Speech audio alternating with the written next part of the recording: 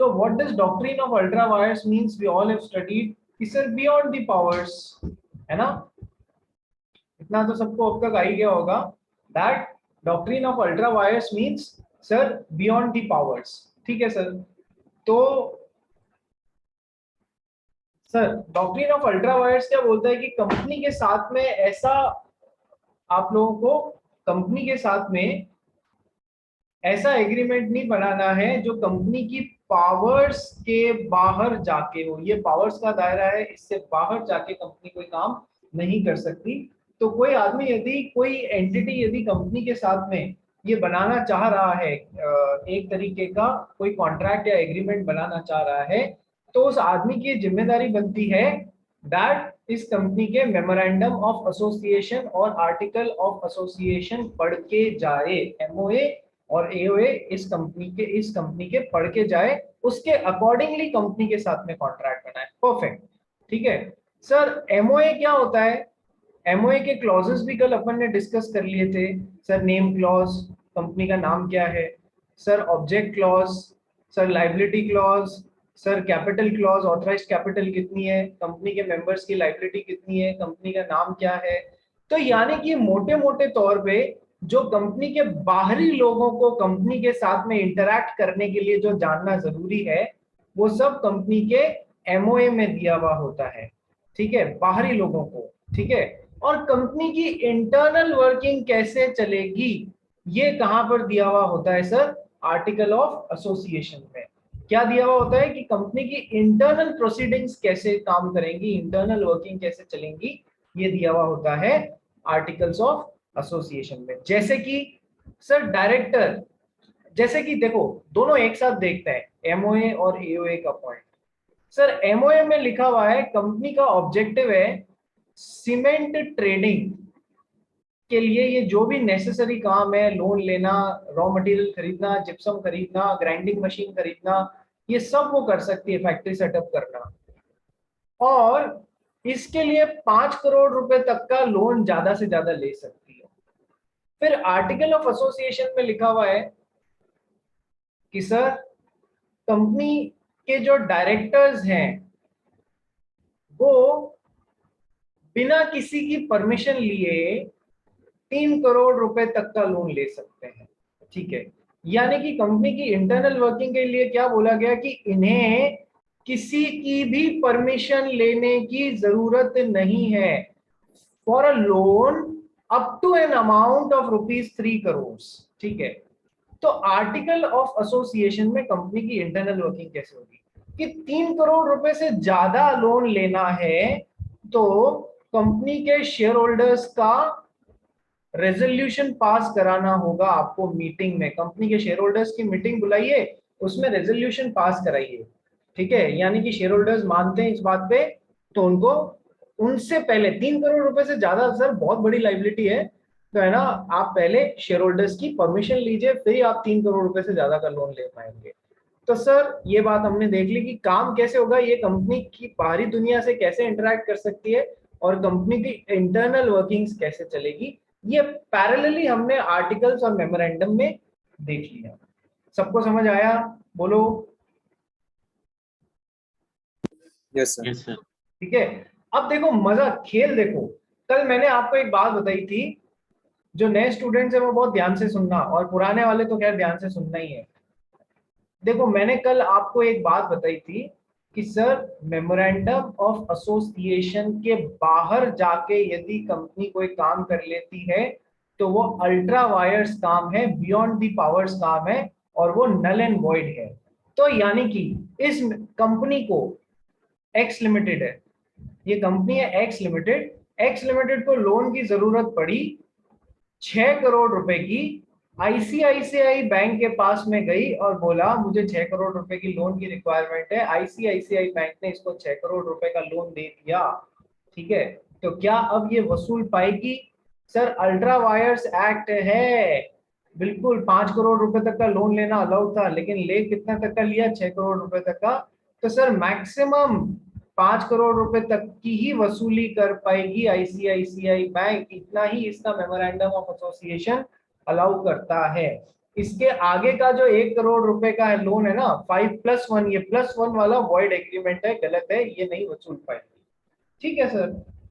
और यदि company cement trading के लिए बनी है और आईसीआईसीआई बैंक ने इसको लोन दे दिया वेजिटेबल ट्रेडिंग के लिए, अरे बाप रे, फिर तो कुछ भी नहीं वसूल पाएगी 6 करोड़ रुपए में से, because it is totally a void agreement. ये भी बात समझ ली अपन ने। ठीक है सर। अब देखो एक खूबसूरत सी बात देखो, दैट अपन ने कल पढ़ा था ना, दादाजी कौन होते हैं? कंपनीज एक्ट, सबसे बड़े जिसकी बात घर में हर किसी को माननी पड़ेगी। तो जो भी कंपनियां बनती हैं अंडर द कंपनीज एक्ट, उनको सबको कंपनीज एक्ट तो फॉलो करना ही पड़ेगा। पिताजी कौन है? Memorandum of association. और बच्चा कौन है? Article of association. यानी आर्टिकल ऑफ एसोसिएशन को इसके हिसाब से होना चाहिए और मेमोरेंडम ऑफ एसोसिएशन को इसके हिसाब से होना चाहिए। यानी यदि मैं ऐसा बोलूं, आपको ये टेक्स्ट में कहीं लिखा हुआ मिलेगा अपने आईसीएआई मुख्य मॉड्यूल में कि article of association is subordinate to memorandum of association. Article of association is subordinate, ये उससे नीचे आता है, छोटा है। Boss subordinate, boss subordinate, boss का दर्जा ऊपर होता है और सबऑर्डिनेट का नीचे होता है। ठीक है। So article of association subordinate होगा मेमोरेंडम ऑफ एसोसिएशन के, इसको इसके हिसाब से ही चलना पड़ेगा। और memorandum of association companies act के बाहर के दायरे के बाहर जाके काम नहीं कर सकता, ये बात तो अपन समझते हैं। तो ऑर्डर समझ में आ गया? सभी जने बोलिए यस सर। Yes sir. ठीक है। अब सर देखो वंडरफुल, एक क्वेश्चन कराता हूं, एग्जाम में आ जाता है, काफी बार एक क्वेश्चन एग्जाम में आ जाता है। ठीक है। कल मैंने एक बात पढ़ाई थी आपको कि सर यदि अपन ने मेमोरेंडम ऑफ एसोसिएशन के ऑब्जेक्ट क्लॉज में लिखा है ये कंपनी सीमेंट ट्रेडिंग करने के लिए बनी है, तो ये केवल यही काम कर सकती है, ये वेजिटेबल ट्रेडिंग नहीं कर सकती, नहीं कर सकती, नहीं कर सकती। ठीक है। वेजिटेबल ट्रेडिंग से रिलेटेड कोई इसने एग्रीमेंट बना लिया तो ये अल्ट्रा वायर्स एक्ट हो जाएगा, बियॉन्ड द पावर्स और वॉइड एग्रीमेंट हो जाएगा, गलत एग्रीमेंट, जिसे कोर्ट में आप एनफोर्स नहीं करा पाओगे, कोई भी पार्टी नहीं करा पाएगी, चाहे कंपनी हो चाहे सामने वाली पार्टी हो, कोई भी नहीं करा पाएगा। ठीक है सर। अब एक काम, कल अपन ने दूसरी बात और पढ़ी थी कि सर कंपनी ने वेजिटेबल ट्रेडिंग कर तो लिया और बाद में अपने मेमोरेंडम ऑफ एसोसिएशन के ऑब्जेक्ट क्लॉज को रैटिफाई करने की कोशिश कर रही है, बाद में अपने मेमोरेंडम ऑफ एसोसिएशन के ऑब्जेक्ट क्लॉज को रैटिफाई करने की कोशिश कर रही है। रैटिफाई मतलब एक बार काम हो गया उसके बाद में सही करना। ठीक है। जैसे कि बॉस गए हैं बाहर छुट्टियों पे, एक कंपनी है उसमें बॉस बाहर छुट्टियों पे गए हैं। ठीक है सर। बॉस अपनी जिम्मेदारी पीछे किसी को पकड़ा के जाएगा ना, तो बॉस ने मिस्टर एक्स जो उनके सबऑर्डिनेट थे उनको अपनी सारी पावर्स दिए, बोला मेरे बिहाफ पे आप डिसीजन ले लेना और जब मैं वापस आऊंगा तो सारे डिसीजंस की फाइल मेरे सामने रख देना, इनमें से यदि किसी में करेक्शन करना होगा तो मैं रेटिफाई कर दूंगा, सही कर दूंगा बाद में आके। ठीक है। और जो बाकी जिनमें करेक्शन नहीं है वो एज इट इज आपने मेरे बिहाफ पे डिसीजन ले लिया। यानी कि काम हो जाने के बाद में यदि अपन उसको सही करते हैं तो वो रैटिफिकेशन कहलाता है।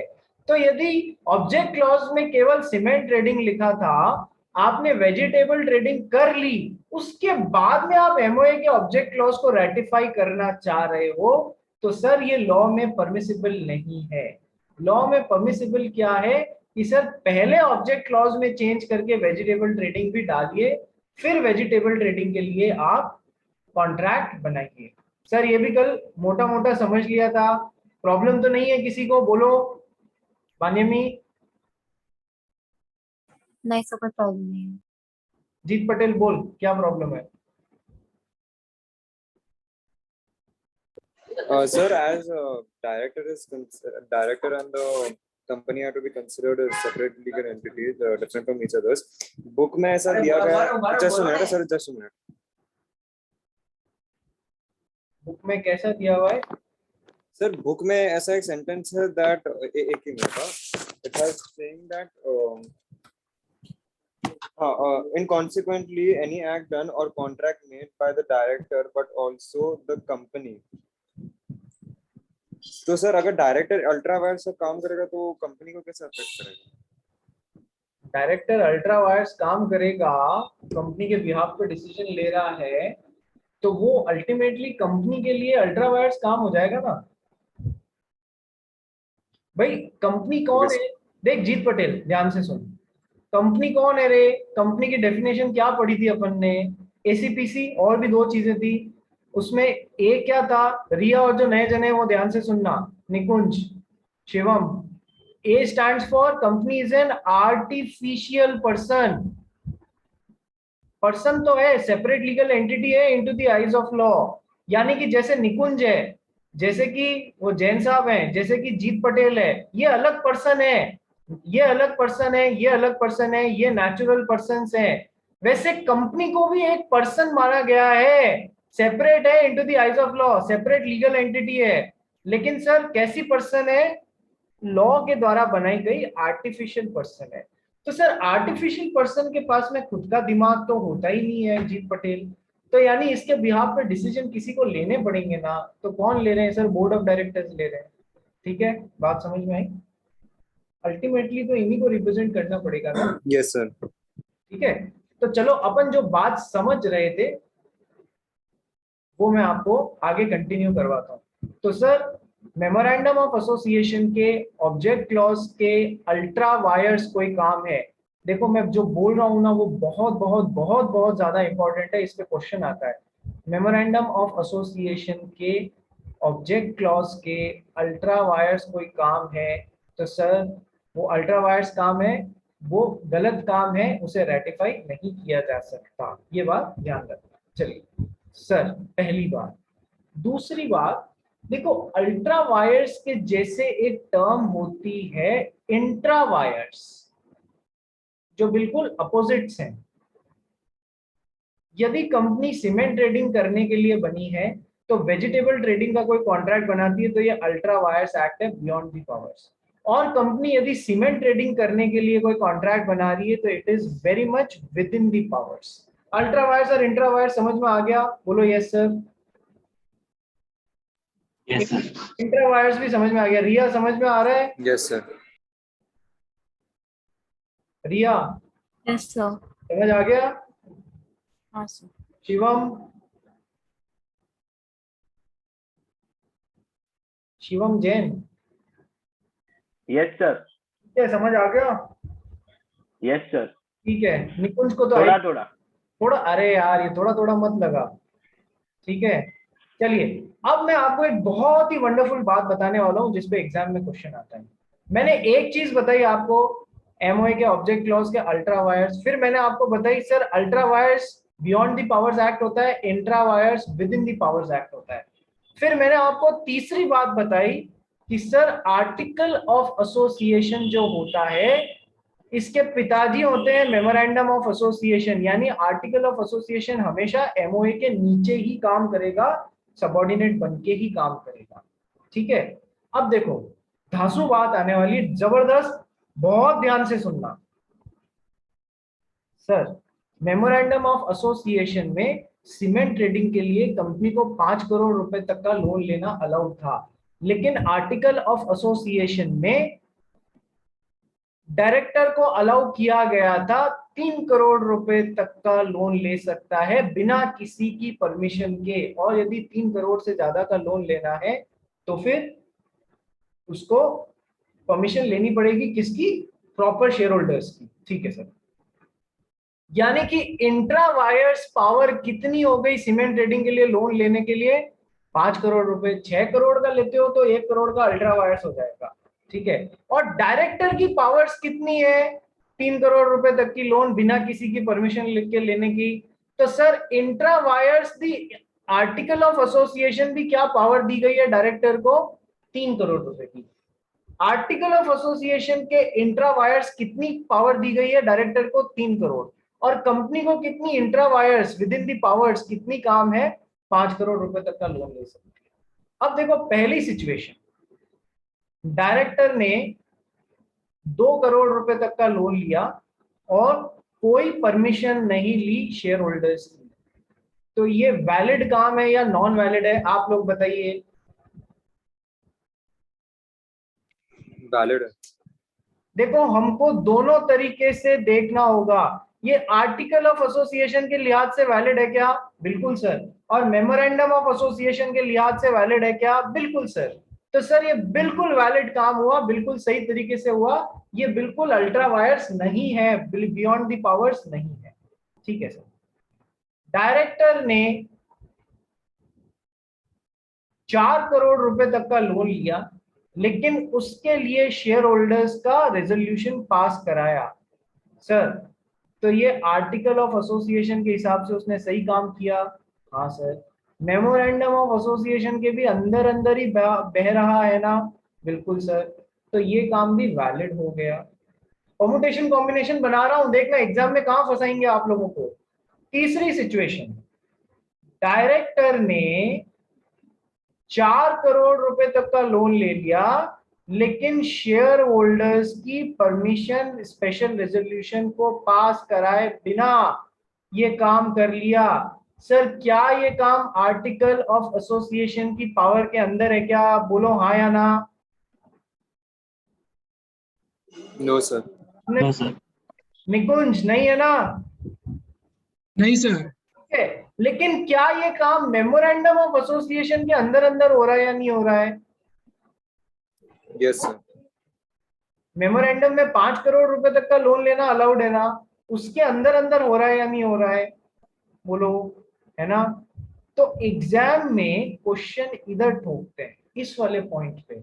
और चौथा एक परमुटेशन कॉम्बिनेशन और बनता है, इस पे भी एग्जाम में क्वेश्चन आता है। डायरेक्टर ने 7 करोड़ रुपए तक का लोन ले लिया, ठीक है, कोई शेयर होल्डर की परमिशन नहीं लगी, ठीक है, नहीं ली, ठीक है। तो आर्टिकल ऑफ एसोसिएशन के हिसाब से भी गलत, मेमोरेंडम ऑफ एसोसिएशन के हिसाब से भी गलत काम कर लिया। तो एग्जाम में सिचुएशन नंबर 3 और सिचुएशन नंबर 4 पे क्वेश्चन आता है माय डियर फ्रेंड्स। ठीक है, क्या क्वेश्चन आता है कि सर पहले सिचुएशन नंबर 4 का क्वेश्चन, डायरेक्टर ने 7 करोड़ रुपए तक का लोन लेना नक्की कर दिया।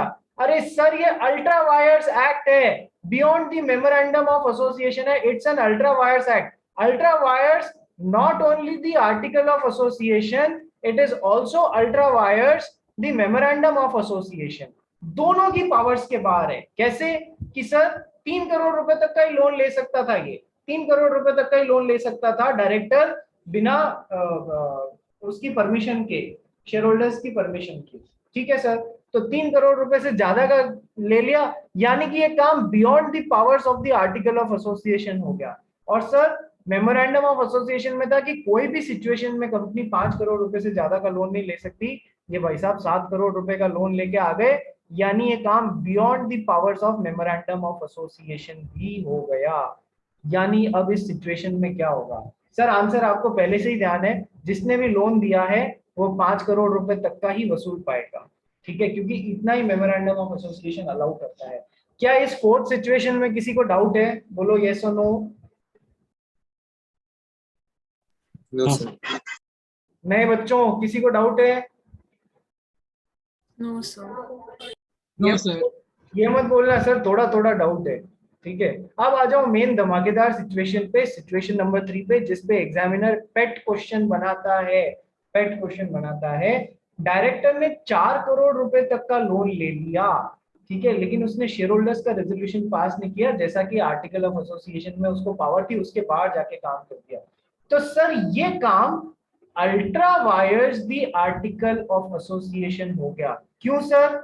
डायरेक्टर को 3 करोड़ रुपए तक का ही लोन अलाउड था बिना शेयर होल्डर्स रेजोल्यूशन, उसने 4 करोड़ रुपए का ले लिया, यानी आर्टिकल ऑफ एसोसिएशन की पावर के बाहर जाके काम कर दिया, यानी ये काम ultra vires the article of association है। लेकिन सर लोन कितने का लिया? 4 करोड़ का। कंपनी के एमओए में मैक्सिमम लोन कितना लेना अलाउड है? 5 करोड़ का। तो सर ये काम ultra vires the memorandum of association हुआ क्या? बोलो। एमओए की पावर के बाहर जाके हुआ क्या पलक राठी? राठी साहब, राठी साहब नाराज। राठी साहब, क्या ये काम एमओए की पावर के बाहर जाके हुआ क्या? 5 करोड़ की लिमिट जहां पर दे रखी है और बंदे ने 4 करोड़ का लोन ले लिया, तो क्या ये एमओए की पावर के बाहर जाके काम हुआ? नहीं। नहीं। राठी साहब खाना खा रहे दिखते हैं। ठीक है, तो मैं अल्ट्रा वायर्स हटा के यहाँ क्या लिख दूंगा? Intra wires. यानी ये काम मेमोरेंडम ऑफ एसोसिएशन की पावर के अंदर तो है, लेकिन आर्टिकल ऑफ एसोसिएशन की पावर के बाहर है। अब सुनना सर, ऐसे कामों को रैटिफाई किया जा सकता है जो मेमोरेंडम ऑफ एसोसिएशन की पावर के अंदर अंदर हो, लेकिन आर्टिकल ऑफ एसोसिएशन की पावर के बाहर जाके कर दिए गए हो। पिताजी कौन है? ये हैं। बच्चे ने क्या है? बदमाशी कर ली, लेकिन पिताजी निपटा नहीं सके, उस डायरेक्ट निपटा पाए उस दायरे के अंदर अंदर बदमाशी की है, तो पिताजी उस काम को निपटा लेंगे ना? हाँ सर। तो सर ऐसे काम जो आर्टिकल ऑफ एसोसिएशन की पावर की बाहर जाके किए हैं, बच्चे ने बदमाशी कर ली है, लेकिन पिताजी की पावर निपटाने की पावर के अंदर ही करी गई है वो बदमाशी, तो ऐसे कामों को बाद में सही किया जा सकता है, रेटिफाई किया जा सकता है।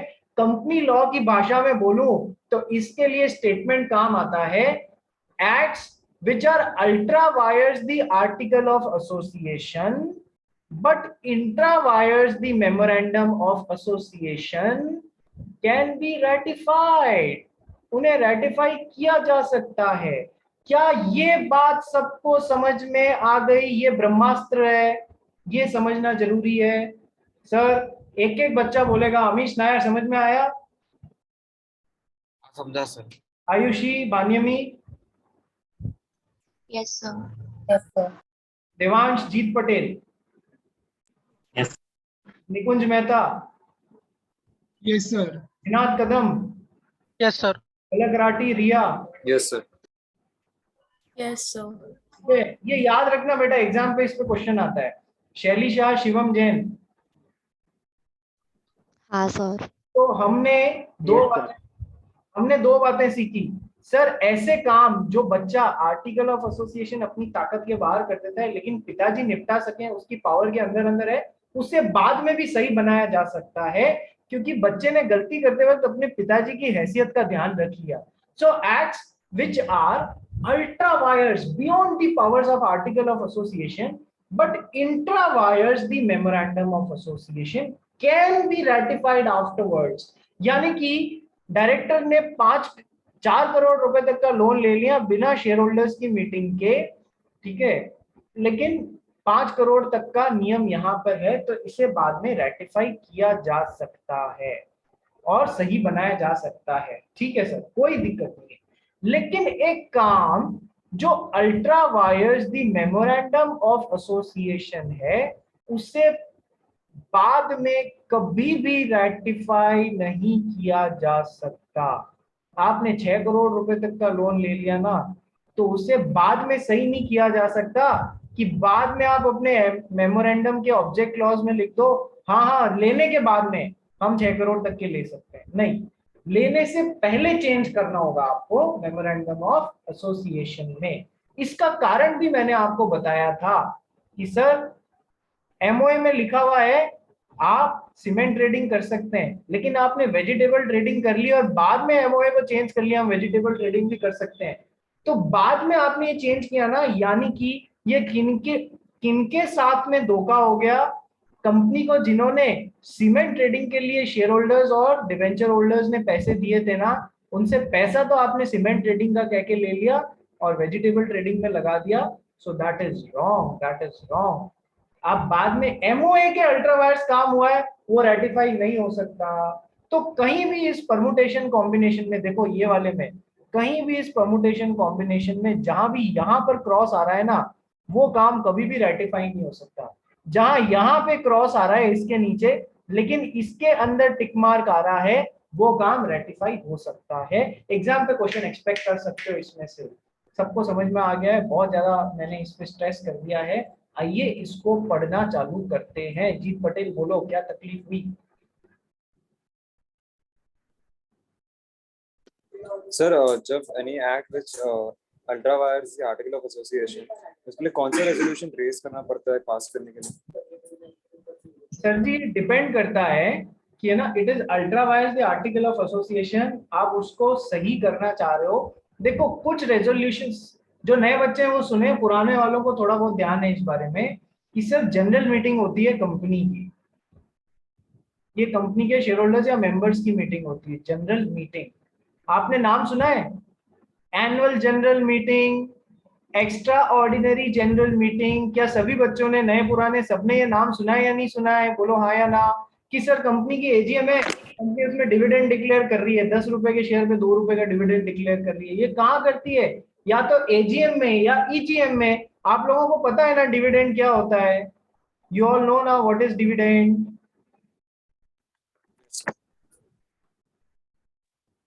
अरे सभी जनों को ध्यान देना, ठीक है? तो डिविडेंड डिक्लेयर करना, अकाउंट्स फाइनलाइजेशन कहां पर होगा सर? एनुअल जनरल मीटिंग में, कि हाँ ये अकाउंट सही है, पूरा डिस्कशन यहाँ होगा। साल के बीच में यदि कोई बहुत इंपॉर्टेंट मैटर डिस्कस करने की जरूरत पड़ गई तो जनरल मीटिंग तो बुलाई जाएगी, लेकिन वो एनुअल नहीं होगी। वो कैसी होगी? Extra ordinary general meeting, EGM, ठीक है? अब अपने एमओए में, एओए में जो भी डिटेल्स लिखी हुई है ना, क्या लिखी हुई है कि सर इन कामों के लिए शेयर होल्डर्स की, देखो it will be a combination of companies act plus whatever is written in your MOA and AOA. तो सर जनरल मीटिंग, चाहे वो एजीएम हो चाहे वो ईजीएम हो, दो तरीके के रेजोल्यूशन पास होते हैं। कैसे रेजोल्यूशन? शेयर होल्डर्स दो तरीके के रेजोल्यूशन पास करते हैं। एक तो होता है ऑर्डिनरी रेजोल्यूशन, ऑर्डिनरी रेजोल्यूशन, और एक होता है special resolution, special resolution, ordinary resolution and special resolution. Ordinary resolution यानी कि कम से कम 50% वोटिंग पावर जिन लोगों के पास में है वो मान जाएं तो भी हम उस चीज के साथ में आगे बढ़ जाएंगे। और स्पेशल रेजोल्यूशन कम से कम 75% ऑफ दी वोटिंग पावर जिनके पास में, कम से कम इतने लोग मानने चाहिए, कम से कम इतने लोग मानने चाहिए, तब जाके हम उस चीज के साथ में आगे बढ़ सकते हैं। वो इतना इंपॉर्टेंट है, ठीक है सर? तो सर यदि हमको मेमोरेंडम ऑफ एसोसिएशन के ऑब्जेक्ट क्लॉज को चेंज करना होगा तो ये इतनी इंपॉर्टेंट बात है कि इसके लिए स्पेशल रेजोल्यूशन लगेगा, ठीक है? तो कौन सा रेजोल्यूशन लगेगा? It will be a combination of your companies act plus memorandum of association and article of association. सबसे ज्यादा तो यही प्रिवेल करेगा, ठीक है? तो सर अभी मीटिंग्स का चैप्टर हमारे फाउंडेशन में नहीं है, तो ये कहां पर आएगा? इंटर में आएगा। तो इसके बारे में डिटेल नॉलेज आपका वहां पर मिलेगा बेटा। समझ में आ गई जीत पटेल बात? Yes sir. ठीक है, तो अब हाँ चलिए ये बातें हमने डिस्कस कर ली। अब देखो एक लाइन में आपको पढ़ाना चाह रहा था, ये लाइन देखो। क्यों इतनी रामायण गाई है मैंने आधे घंटे के लिए, उसका कारण समझो। If the act is ultra vires the power of its directors, यानी कि ये लाइन क्या बोल रही है? If the act is ultra vires the power of directors, directors को पावर कहां से मिलती है? डायरेक्टर्स को पावर कहां से मिलती है? डायरेक्टर्स को पावर कहां से मिलती है? मेमोरेंडम से या आर्टिकल ऑफ एसोसिएशन से? Article of association. अभी पढ़ा था, एग्जाम्पल में करके आए कि डायरेक्टर 3 करोड़ रुपए तक का लोन ले सकता है बिना किसी परमिशन के। तो डायरेक्टर को पावर कहां से मिली? आर्टिकल ऑफ एसोसिएशन से। तो ये लाइन क्या बोल रही है? If the act is ultra vires the power of directors, यानी कि डायरेक्टर की पावर के बाहर है, यानी अल्टीमेटली आर्टिकल ऑफ एसोसिएशन की पावर के बाहर है। सर समझ में आया ये सभी बच्चों को? ये लाइन, इतनी सी लाइन क्या बोल रही है? ये समझ आया शिवम? Yes sir. ठीक है, तो हम इसको लिखते हुए चलते हैं। यानी कि ये लाइन बोल रही है if an act is ultra vires the article of association, director की पावर के बाहर है, यानी कि वो काम जो है वो ultra vires the article of association. The share holders can ratify it, यानी उसे बाद में रेटिफाई किया जा सकता है, बाद में भी सही किया जा सकता है, लेकिन छुपी हुई बात क्या है कि सर वो मेमोरेंडम ऑफ एसोसिएशन के इंट्रा वायर्स हो। ये बात तो मैं आपको बता चुका हूं ना, 4 करोड़ रुपए तक का लोन बिना परमिशन के ले लिया, लेकिन 5 करोड़ रुपए तक का तो यहाँ अलाउड था, तो उसे बाद में भी रेटिफाई किया जा सकता है।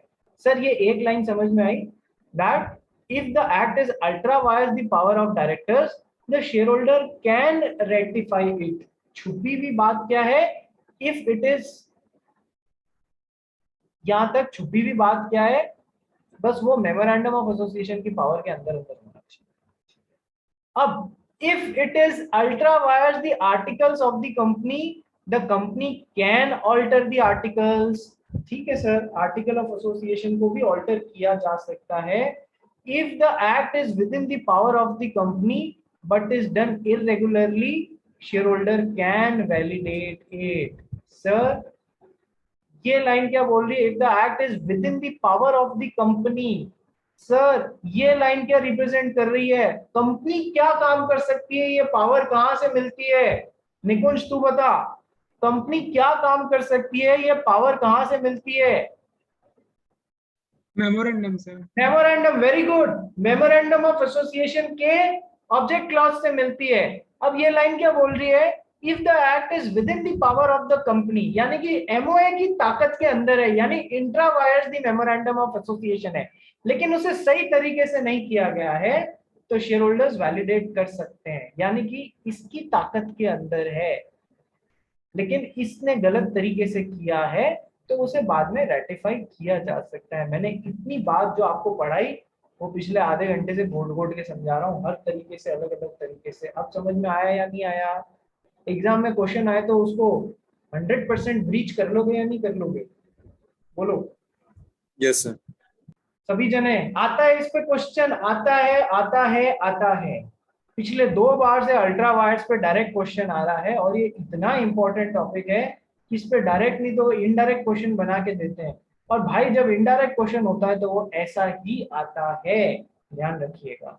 चलिए जी, तो ये तो हमने कर लिया ultra vires, doctrine of ultra wires beyond the powers. अब सर इस डॉक्ट्रिन ऑफ अल्ट्रा वायर्स को समझने के लिए देखो थोड़ा सा है ना, जो मैंने आपको समझाया ना वो लेवल वाला क्वेश्चन था, तो इस थोड़ा वापस हम अपना लेवल नीचे करेंगे। अब leading case for understanding doctrine of ultra vires is Ashbury Railway Carriage and Iron Company Limited versus Riche. अंग्रेजी केस है, और क्यों अंग्रेजी केस लग रहा है ये मैंने आपको कल बता दिया था, क्योंकि कंपनीज एक्ट, शुरुआत वाला कंपनीज एक्ट कौन सा था जो इंडिया में चलता था, sir it was companies act 1913, फिर इसको हटा के आया कंपनीज एक्ट 1956, फिर इसको हटा के आया कंपनीज एक्ट 2013।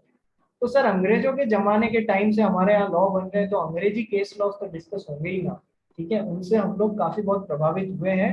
लॉ बनने का टाइम ही वो आ गया था जब अंग्रेज हमारे पे रूल करते थे, सो हम उससे सीखेंगे। Ashbury Railway Carriage and Iron Company Limited versus Riche, ठीक है सर। इस केस का नाम तब मेंशन करना जब कभी भी ultra vires the memorandum of association की बात आए ना, तो इस केस का नाम आना चाहिए, तभी तुमको पूरे नंबर मिलेंगे, नहीं तो नहीं मिलेंगे। Ashbury Railway Carriage and Iron Company Limited versus Richie.